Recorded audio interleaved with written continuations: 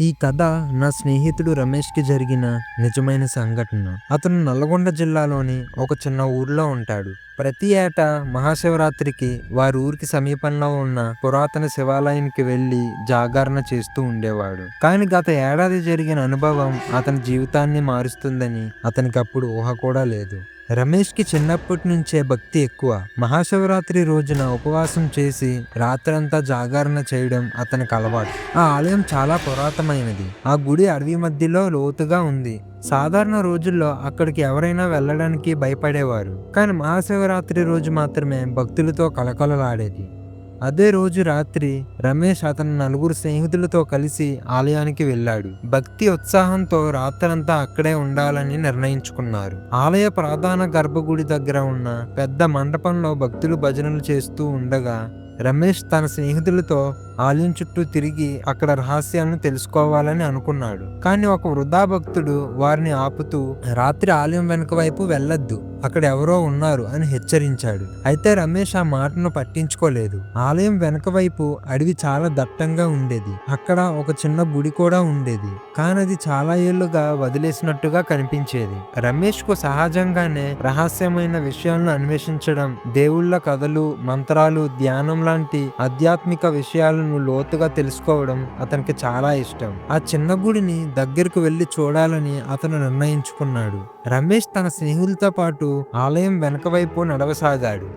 చుట్టూ నిశ్శబ్దం, గాలిలో వింత వాసన, చెట్లు చప్పుడు లేకుండా కదులుతున్నాయి. ముందున్న చిన్న గుడి పురాతనంగా పాడుబడిపోయినట్లుగా కనిపించింది. రమేష్ దగ్గరగా వెళ్లి గుడి గుమ్మాన్ని తాకాడు. అప్పటికే రమేష్ స్నేహితులతో వెనక్కి వెళ్లాలని చెప్పిన రమేష్ మాత్రం తగ్గలేదు. ఇందులో ఏముంది అని మనసులో అనుకుంటూ లోపలికి తొంగి చూశాడు. అంతే, ఒక్కసారిగా ఒక అఘాటకరమైన శబ్దం. గుడి లోపల ఏదో పెద్దగా ఉరిమినట్లు అనిపించింది. ఓ చీకటి ఆకారం గుడి మధ్యలో కనిపించింది. అది అసలు ఏంటో అర్థం కాక రమేష్ మెడ చుట్టూ చలివణుకు పుట్టించింది. అతను వెనక్కి వెళ్లాలని అనుకునే లోపే ఎవరో వచ్చారు. ఒక గట్టిగా భయానకంగా ఉన్న స్వరం వినిపించింది. అది మామూలు మనిషి స్వరంలా లేదు, ఏదో అజ్ఞాతమైన భయాన్ని కలిగించే శబ్దం. రమేష్ ఒక్క క్షణం షాక్ అయ్యాడు. కాళ్ళు వణుకుపోయాయి. స్థిరంగా నిలబడలేక ఊగిపోయాడు. లోపల దృశ్యం మరింత స్పష్టంగా కనిపించింది. ఒక పొడవైన మనిషి ఆకారం, కానీ ముఖం మాత్రం స్పష్టంగా కనిపించడం లేదు. అది కొంచెం ముందుకు కదిలింది. ఇప్పటికే రమేష్ స్నేహితులతో భయంతో పరుగులు తీశారు. కానీ రమేష్ మాత్రం అక్కడే నిలిచిపోయాడు. అతని కాళ్ళు కదలాలని ప్రయత్నించినా కదలకుండా ఉండిపోయాయి. కానీ ఎందుకెలా జరిగిందో అతనికి అర్థం కాలేదు. ఆ ఆకారం ఒక్కసారిగా అతని వైపు తిరిగింది. అప్పటి వరకు నిశ్శబ్దంగా ఉన్న అది ఒక్కసారిగా చిరునవ్వు నవ్వింది. ఆ చిరునవ్వులో మానవత్వం లేదు. అది భయంకరంగా హృదయం గడ్డకట్టించేలా అనిపించింది. రమేష్ గుండె బరువైనట్లు అనిపించింది. ఒక అలజడి, ఒక భయం. ఈ గుడి వెనక ఏదో రహస్యం ఉందా? ఇక్కడ ఏదైనా భయంకరమైన సంఘటన జరిగిందా? ఇంకా రమేష్ అర్థం చేసుకునే లోపే ఆ ఆకారం ఒక్కసారిగా రమేష్ వైపు దూసుకొచ్చింది. అతని గుండె ఆగిపోయేంత భయపడ్డాడు. అతడు తడబడుతూ వెనక్కి తగ్గేలోపే అది అతని పక్కకు వచ్చి నిలిచింది. శరీరం గడ్డకట్టిపోయేంత చలి. రమేష్ జాగ్రత్తగా చూశాడు. ఆ ఆకారం కాస్త స్పష్టంగా కనిపించడం ప్రారంభమైంది. దీని కన్నులు రెండు ఎర్రగా మెరుస్తున్నాయి. ఇది పొడవుగా, చాలా సన్నగా ఉంది. దీని ముఖం కాస్త వంకరగా ఉంది. అది మెల్లగా తల తిప్పింది. కాసేపటికి నెమ్మదిగా ఎదురు చూస్తూ గట్టిగా అడిగింది, ఎక్కడికి ఎందుకొచ్చావు? అది మామూలుగా అడిగినట్టు అనిపించలేదు. దాని కళ్ళలో ఏదో తీవ్రత కనిపించింది. దాని స్వరం గంభీరంగా లోపల నుంచి వచ్చినట్లు అనిపించింది. రమేష్ నోటమాట రాలేదు. అతని శరీరం కదల్లేదు. గుండె వేగంగా కొట్టుకుంటుంది. అదే సమయంలో గుడి లోపల ఏదో వినిపించింది. ఒక యజ్ఞం జరిగేటప్పుడు వినిపించే మంత్రధ్వనిలా. కానీ అదే సమయంలో అది శూన్యంగా మారిపోయినట్లు అనిపించింది. రమేష్ కళ్ళ ముందు చీకటి కమ్ముకుంది. శరీరం తేలిపోతున్నట్లు అనిపించింది. ఒక క్షణంలో అతడు కోలుకున్నప్పుడు ఆకారం అతని మెడ దగ్గరకు వచ్చేసింది. అప్పటికే రమేష్ భయం మరింత పెరిగిపోయింది. వెంటనే అతను మంత్రాలు జపించసాగాడు.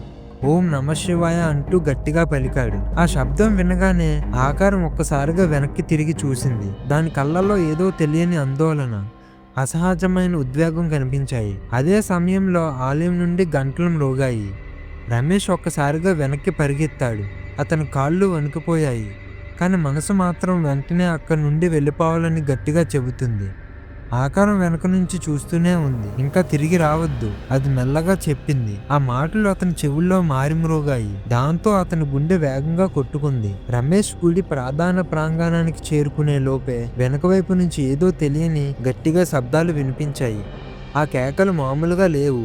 అవి నేరుగా అతని చెవిలో గుసగుసలాడినట్టు అనిపించాయి. ఇక్కడ రహస్యాన్ని తెలుసుకోక, లేదంటే నువ్వు బ్రతకలేవు. అది స్పష్టంగా రమేష్ తలలో మారుమోగింది. అతడు ఒక్క క్షణం తడబడ్డాడు. ఇదంతా నా భ్రమేనా, లేక నిజంగా ఏదో ప్రమాదం ఉందా? రమేష్ ఆలయానికి చేరుకున్నాడు. అక్కడ ఉన్న భక్తుల మధ్యలోకి వెళ్లి ఊపిరి పీల్చుకున్నాడు. కానీ తన శరీరం మొత్తం చెమటతో తడిసిపోయింది. ఆలయంలో అర్చకులు భజనలు చేస్తూ ఉన్నారు. అతని స్నేహితులు ముందే ఆలయానికి చేరుకున్నారు. రమేష్ భయంతో ఉన్నట్లు గుర్తించి అతని కోసం ఆందోళన చెందారు. రమేష్, ఏం జరిగింది? నువ్వు అలా పరిగెత్తుకుంటూ ఎందుకు వచ్చావు అని ప్రశ్నించారు. కానీ అతను నోటమాట రాలేదు. అంతలో ఆలయ ప్రధాన అర్చకుడు రమేష్ వైపు చూడగానే ఒక్కసారి అతని ముఖం మారిపోయింది. ఆయన ముందుకు వచ్చి రమేష్ భుజంపై చెయ్యి వేసి, బాలా, నువ్వు అక్కడికి వెళ్ళావా అని అడిగాడు. ఆ మాట విన్న రమేష్ ఒక్కసారిగా గుండె అదిరినట్లు అనిపించింది. అందరికీ తెలియని ఈ ఆలయం రహస్యం నువ్వు తెలుసుకోవాలనుకుంటున్నావా అని అర్చకుడు నిశ్శబ్దంగా అన్నాడు.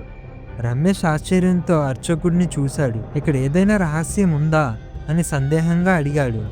అర్చకుడు శ్వాస తీసుకొని నెమ్మదిగా చెప్పడం మొదలుపెట్టాడు. ఇది చాలా సంవత్సరాల క్రితం జరిగిన ఘటన.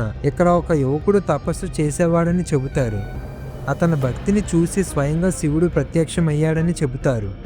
కానీ ఓ రాత్రి ఏదో అనుకోని ఘటన జరిగి ఆ యువకుడు ప్రాణాలు కోల్పోయాడు. అప్పటి నుంచి ఆ ప్రదేశం గురించి భయాందోళనలు పెరిగాయి. అక్కడికి వెళ్లిన వారు మళ్ళీ తిరిగి రావడం చాలా అరుదని చెబుతారు. రమేష్ ఒళ్ళు గగురోడ్పించింది. అయితే నేను ఎలా బయటపడ్డాను అని అన్నాడు. అర్చకుడు చిరునవ్వు నవ్వి, నువ్వు భక్తుడు కాబట్టి శివుని నామస్మరణ వల్ల నిన్ను అది తాకలేకపోయింది. కానీ ఇకపై అక్కడికి వెళ్ళకూడదని చెప్పిన రమేష్ మనసులో భయం ఇంకా పూర్తిగా తొలగిపోలేదు. ఆకారం చివరగా చెప్పిన మాటలు ఎప్పటికీ అతని చెవుల్లో మారుమోగుతూనే ఉన్నాయి. ఇంకా తిరిగి రావద్దు అని. అర్చకుడు రమేష్ కి ఇకపై అక్కడికి వెళ్ళకూడదని చెప్పినా అతని మనసులో సందేహం అలాగే మిగిలిపోయింది. నిజంగా అది భక్తుడు ఆత్మేనా, లేక అక్కడ ఇంకా ఏదైనా భయంకరమైన రహస్యం ఉందా? రాత్రంతా రమేష్ మెలకువగా ఉండిపోయాడు. గుండె లోతుల్లో ఏదో అర్థం కాని భయం, ఇంకా తెలియని ఆకర్షణ. ఆ రోజు రాత్రి గుడిలోనే ఉండాలని నిర్ణయించుకున్నాడు. భక్తులు కొంతమంది ఆలయం విడిచి వెళ్లిపోయారు. మిగిలిన వారు భజనలు చేస్తూ ఉన్నారు. కానీ రమేష్ మాత్రం ఆ గుడి వెనక ఏం జరుగుతుందో తెలుసుకోవాలని అనుకున్నాడు. రమేష్ ఒంటరిగా మళ్ళీ ఆలయం వెనక దారి పట్టాడు. చెట్ల మధ్యలో గాలిలో వింత చలి. గుడి దగ్గరకు చేరుకునేసరికి గాలిలో అప్పుడు మళ్ళీ ఆ వాసన. నువ్వు మళ్ళీ వచ్చావా? ఒక చీకటి స్వరం వినిపించింది. ఆకారం మళ్ళీ ఆ గుడి దగ్గరే నిలబడి ఉంది. కానీ ఈసారి రమేష్ పారిపోలేదు.